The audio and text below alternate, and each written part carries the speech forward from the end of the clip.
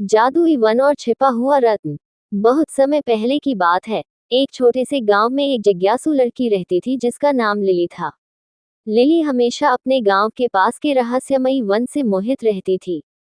गांव वाले उसे जादुई वन कहते थे और उसके जादुई निवासियों और छिपे हुए रहस्यों के बारे में कई कहानियां सुनाते थे। लिली अपने दिन वन और उसकी रहस्यमयी कहानियों के बारे में सपने देखते हुए बिताती थी। एक ठंडी शरद ऋतु की सुबह उसने फैसला किया कि अब समय आ गया है कि वह जादुई वन की खोज करे।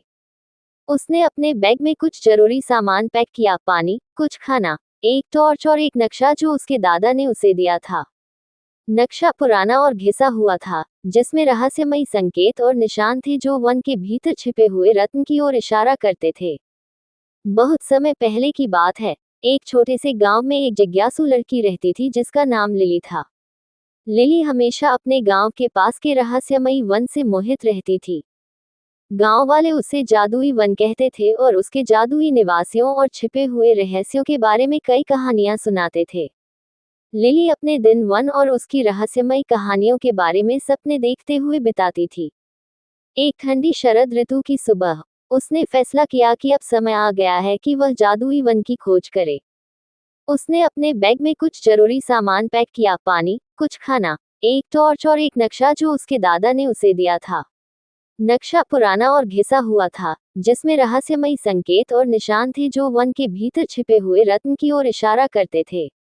जैसे ही लिली वन में प्रवेश करती है, उसके चारों ओर की हवा जादू से चमकने लगती है। पेड़ ऊंचे और प्राचीन थे, उनकी पत्तियां हवा के साथ फुसफुसाते हुए रहस्य बताती थीं। सूरज की रोशनी पेड़ों की छतरी से छनकर आ रही थी, जिससे वन का माहौल सुनहरे प्रकाश से भर गया था।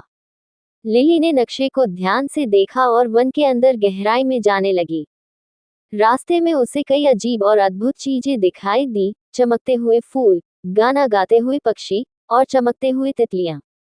थोड़ी देर बाद उसे एक पुराना पत्थर का पुल मिला जो एक शांत नदी के ऊपर बना हुआ था।